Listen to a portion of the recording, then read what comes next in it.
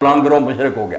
میں نے اس لیے یہ مثال کر دی کہ جب کسی فرد پر فتویٰ لگانا نا کہ یہ مشرک ہوا نہیں، ہم یہ کہہ سکتے ہیں کہ اس کا یہ عقیدہ شرکیہ، یہ کام شرک ہے، مگر کرنے والے کو نہیں. قتل کی مثال بھی نا، جب تک وہ یہ نہیں مان لیتا کہ ہاں یہ شرک ہے اور میں نے شرک کرنا، آپ اس کو مشرک نہیں کہہ سکتے. نہ مشرکوں والے قانون اس پر لاگو ہو سکتے ہیں کہ اس کے ساتھ نکاح نہیں، اس کا ذبیحہ نہیں. اس کو قرآن سے سمجھیں کہ جو شرک میرے بھائی یہود اور نصارہ نے کیا نا، یہ مکے کے مشرکوں نے نہیں کیا. یہ کہتے تھے عیسیٰ علیہ السلام ہی اللہ ہے، انہوں نے یہ جرات نہیں کی. وہ کہتے ہیں ہمارے بت اللہ تعالیٰ کے نائب ہیں، اس کے پیارے ہیں، حوالہ سبحانہ، یہ اللہ کے ہاں ہمارے سفارشی. یہ کہتے ہیں ان اللہ والمسیح ابن مریم کہ عیسیٰ ہی خود اللہ ہے، مگر قرآن نے مشرک نہیں کہا. شرک ان سے بڑا ہے مگر تعویل کرتے ہیں. اب ہم پادریوں سے بات کریں، وہ کہتے ہیں توبہ توبہ توبہ، ہم شرک پر لعنت دیں، پھنسے شرک میں ہیں مگر اس کو سمجھیں گے، مانتے نہیں. اس لیے اللہ نے ان کا نام اہل کتاب رکھا، لم یکن الذین کفروا من اہل الکتاب والمشرکین. علیحدہ کیٹیگری، مشرکین الگ. کیا پتہ چلا کہ محض شرک کرنے سے مشرک نہیں ہو جاتا، شرک ہی رہ گا، ان کا بھی معاف نہیں ہوگا. مگر مشرک وہ کہلائے گا، اس پر حکم چلیں گے جو مان لے. مکے کے مشرک کہتے تھے ہؤلاء شرکاء، باقی ہم مانتے ہیں کہ اللہ نے اپنی سلطنت میں ان کو شریک بنا رکھا. یہود نصارہ کہتے ہیں عزیر اللہ کا بیٹا مسیح، مگر شرک نہیں. وہ کہتے ہیں توبہ توبہ، ہمارا دین تو یہ ہے کہ خدا خدا ہے کہ خدا. تو جو تعویل سے جیسے مسلمانوں میں جو کر رہے ہیں، ان میں کرتے ہیں بہت، ان سے بھی بڑا شرک ہے. مگر یہ سمجھیں یہ جہالت میں مبتلا، ان کو مشرک نہیں کہنا، ان کے پیچھے نماز نہیں چھوڑنی، ان سے رشتہ ناتا نہیں توڑنا، ان کو اہل کتاب کی طرح سمجھنا کہ یہ بیچارے شرک کو شرک نہیں سمجھ. جو سمجھ جائے گا نا مسلمانوں، شاید ایسا کوئی بھی نہ ہو جو کہ ہاں شرکت میں نے کرنا ہی کرنا، وہ ہوگا تو پھر کہہ دیں گے ہم یہ مشرک اور کافر ہیں. تو شرک جو ہے وہ تو سارے لوگ جانتے ہیں. آپ نے بھی کوئی بات پوچھ رہے ہیں، مگر میرا کہنا یہ ہے کہ ایک جرم کے صادر ہونے سے اس پر یہ فتویٰ لگا دینا کہ یہ فلاں ہو گیا، یہ غلط ہے. دیکھیں گے کہ اس کی نیت کیا. قتل ہی ہے مگر قتل خطا الگ ہے، قتل عمد الگ. جان بوجھ کر کرنا اور ہے، غلطی سے. اب مسلمانوں میں جتنے کر رہے ہیں ان سے پوچھے شرک کو کیا؟ توبہ، ہم نے آپ کا گلا کاٹ دینا، ہم مشرک ہیں. کر رہے ہیں مگر وہ بے خبری ہے. اس علم کی کمی کو آپ پورا کریں، فتوی نہ دے. اگر سلانا شروع کر دیں بریلوی مشرک ہیں، فلانے بھابی ہے، پھر تبلیغ نہیں ہوگی. آپ سمجھتے رہیں کہ یہ مرض ہے، علاج کرنا مگر محبت سے، پیار سے، ہمارے بھائی ہیں، سمجھانا. اور جب انہیں سمجھ آ گئی یہ کیوں شرک کریں گے. جی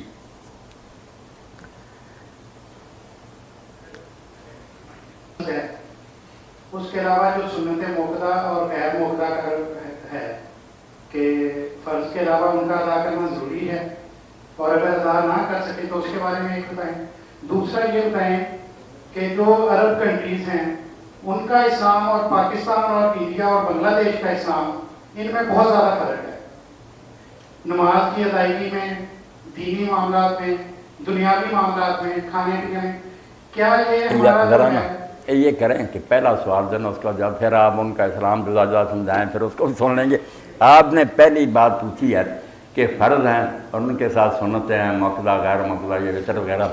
تو اس کے بارے میں آپ ذہن کلیئر کر لیں کہ یہ دو کیٹیگریاں جو اللہ رسول نے بتائی ہیں، یہ ہم پر بڑا رحم فرمایا کہ اگر کوئی شخص یہ سنت اور نفل وغیرہ یا وطر نہ پڑھ سکے تو وہ یہ نہ سمجھے کہ میری نماز نہیں ہوئی یا میں گناہ گار ہوں، وہ بوجھ نہ محسوس کرے. عام حالات میں پڑھے، کوشش کرے، اعلیٰ سے اعلیٰ ڈویژن جو ہے نا اپنی امپروو کرے. مگر اگر وہ نہیں بھی پڑھتا تو گناہ نہیں کہہ سکتے. کسی سنت کے ترک سے یا وطر کے ترک سے گناہ نہیں ہوتا، بالکل لا اسم علیہ. یہ کہنا گناہ بالکل جھوٹی بات. یہ تو آپ فرض بنا رہے ہیں، اس کو فرض ہے جس کے ترک سے آدمی گناہ گار ہوتا. باقی اگر کوئی نفرت کرے نعوذ باللہ کہ سنت کیا، پھر کافر ہو جائے گا. پھر یہ نہیں کہ صرف وہ گناہ نہیں ہوا، اس نے تو توہین کر دی. توہین نہ کرے، مرے مانے، عزت کرے اور عام حالات میں کوشش کرے. مگر اگر کبھی نہ بھی پڑھے، ایسے حالات میں تھکا ماندہ سفر میں، تو آدمی سمجھے کہ اگر 17 رکھتے عشاء کی، یار اتنا پہاڑ تو نہیں، تو ساری چھوڑ دے. کافر نہ مرے، 4 فرض پڑھ کر آرام سے سو جائے، نجات تو ہو جائے گی. ایک نجات کا مقام ہے چھٹکارے کا، وہ صرف فرض ہیں 17. باقی سنتے نفل جائیں، یہ درجات کا ہے. آپ اعلیٰ ڈگریاں چاہتے ہیں کریں، گناہ نہیں. اس کی مثال تو روزوں سے سمجھ لیں. روزوں میں سارے لوگوں کا ذہن ہے، مولویوں کا بھی ذہن کلیئر. یہاں سنتے ہیں نماز کی پر رپٹ ڈالتے ہیں کہ وہاں جو ہے کہ آپ نے فرض روزے رمضان کے مقرر کیے، باقی سال میں انگنت روزے آپ نے رکھے ہیں. ثواب بتائے مولوی بھی نہیں رکھتے. وہاں کیوں نہیں وہ سنت روزے رکھتے؟ سوموار جمعرات کا آپ چھوڑتے ہی نہیں، کوئی مولوی نہیں رکھتا. پوچھے وہ سنت نہیں ہے، تو جیسے وہاں ہے کہ رکھو گے ثواب ہے، نہیں رکھو پکڑ۔ یہ ذہن کلیئر رہنا چاہیے۔ سب بچے بچیاں کئی اس لیے نماز نہیں بیٹیاں پڑھتی ہیں لڑکے کہ ہم یار 12 رکھتے ہیں کیسے پڑھیں، صرف آپ اٹھیں آفس سے جا کر 4 فرض جماعت کے ساتھ زور کے پڑھیں، باقی نہیں پڑھا گیا خیر، اور انشاءاللہ پھر بعد میں باقی کی بھی توفیق ہو جاتی ہے۔ پہلے یہ تو سمجھیں کہ بہت ہلکا بہت 17 تو رکھتے پڑھیں، 2 فجر 4 زور 4 عصر 3 مغرب 4 عشاء، نجات کے لیے یہ کافی ہے۔ اور نجات نہیں، میں تو کہتا ہوں جو بچیاں کاروبار میں لگی ہوئی یا لوگ اپنے کاموں میں مشغول ہیں، ان کی 4 رکھتے جو نا میری 17 کے مقابلے میں زیادہ بہتر ہے۔ میں فارغ آدمی بیٹھا ہوں، میری 17 کیا، وہ کام چھوڑ کر آ رہا۔ اس لیے آپ یہ سمجھ لیں کہ فرض کا ترک جو ہے یہ گناہ ہے، باقی کا ترک گناہ کوئی نہیں، البتہ ان کی اس سے نفرت نہیں ہونی چاہیے، دل میں احترام ہونا چاہیے، کوشش بھی کرے نا۔ دوسرا سوال آپ کریں نا، کیا اسلام آپ نے دیکھا جدا جدا؟ دوسرا سوال یہ ہے کہ سعودی عرب میں فرض کریں کہ دینی سزائیں دی جاتی ہیں، ہمارے ملک میں دینی سزائیں نہیں دی جاتی، کسی کا ہاتھ نہیں کاٹا جاتا یا کسی کو قتل کرنے پہ قتل نہیں کیا جاتا یا کوئی دوسری سزائیں، تو کیا یہ ادھر کا جو دینی سزاؤں کا رجحان ہے یہ غلط نہیں؟ ہم ادھر پاکستان میں غلط نہیں ہو رہا، ہم اپنے ملک کو اسلامی ملک کہتے ہیں لیکن سزاؤں کا یا کوئی دوسرے معاملات ہیں جو وہ اس کے مطابق نہیں چلتے اسلام کے۔ آپ کی بات ٹھیک ہے۔ اب اسلام تو جدے جدے تب ہوتے ہیں نا کہ ہمارے ہاں یہ ہوتا ہے اسلام میں کہ ہاتھ نہیں کاٹنا، ان کے ہاں ہوتا اسلام تو ہے کہ قرآن میں ہاتھ کاٹو، وہی ان کے پاس اگر ہم نہیں کاٹتے تو ہم قصوروار اور مجرم۔ باقی جو کہتے ہیں نا کہ اسلامی ملک، یہی غلط اصطلاح ہے، یہ اسلامی ملک نہیں ہے، یہ مسلم ملک ہیں، مسلمانوں کے ہیں، مسلمان ہی حکومت کر رہے ہیں، اسلامی نہیں۔ اسلامی تو تب ہوں گے نا جب ملک کا آئین اور قانون جو ہے کتاب و سنت ہوگا، کوئی پارلیمنٹ کوئی صدر اس کے خلاف حکم نہیں جاری کرے۔ اسلامک ریپبلک آف پاکستان ہے نا؟ ہاں نہیں، یہ تو اسلامی جمہوریہ پاکستان تو لکھوایا ہے نا ہم نے، اور خوشی ہے کہ اب تک یہ مٹ نہیں سکا، ورنہ صدر ایوب نے تو اپنے زمانے میں اس کو بھی کوئی ختم کرنے کی نا، مگر الحمدللہ بچا آتا ہے، اور اسی کی برکت سے ہم دباؤ ڈال لیتے ہیں کہ اسلامی لکھا ہو قانون، ورنہ اب تک پتہ نہیں یہ کیا کیا عمل برپا کر دیتے، مگر عملاً نہیں، ایکچوئل نہیں، صرف ایک نظریے کے طور پر لکھا ہوا۔ وہ بھی شکر۔ ایک کویشچن اور ہے جی، آپ نے شروع میں تقریر میں کہا ہے کہ سارے معاشرے کو لے کے چلیں، یونیورسٹیوں میں بھی اسلام کا معاملات ہوں، میڈیا بھی ساتھ چلے، اگر ایک خاص لوگوں کی کوئی جماعت ہے جو حق پہ ہے تو وہ اگر اپنے آپ کو منوانے کے لیے کہے کہ میں حق پہ ہوں، تو بجائے اس کے کہ ہم انتظار کریں کہ ساری دنیا میں جب یہ سارے لوگ اچھے ہو جائیں گے تو پھر ہی اسلام آئے گا، کہ وہ ایک خاص جماعت ہے جو وہ بھی اپنے آپ کو منوا سکتی ہے حق پہ کہ ہم حق پہ ہیں۔ نہیں، اور اللہ تعالیٰ نے بھی فرمایا ہے کہ امر بالمعروف و نہی عن المنکر، آپ میں ایک خاص جماعت ایسی ہوگی جو لوگوں کو نیک راہ پہ لانے کی کوشش کرے گی اور ان کو برائیوں سے روکے گی۔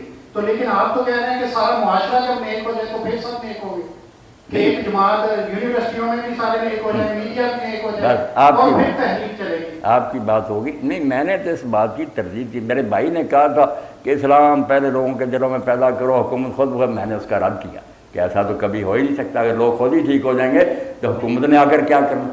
کچھ لوگ ٹھیک ہوں گے، ذہین طبقہ، جیسے آپ جماعت کہتے ہیں، وہ مان جائیں گے، دوسرے لوگوں کا ہم خیال بنائیں گے، پھر کوئی وہ ہر طبقہ میں سے ان کو لوگ مل جائیں گے، میری سارے نہیں ٹھیک ہوں گے، میڈیا میں سے شریف لوگ مل جائیں گے، علماء میں سے وہ جماعت بن، باقی جو ہے نا کوئی گروہ کہ میں حق پر ہوں، یہ کسی کو کہنے کا حق نہیں، ایسے حق کے کوئی نہیں اجارہ دار کہ دعویٰ کرے میری جماعت یا میرا فرقہ حق پر ہے، مسلم ہیں سارے، سب کے پاس حق کے ظاہر، کچھ بات اس کی سچی ہے، کچھ ہوئی، سارے لینے چاہیے، احترام سب کا کرنا چاہیے۔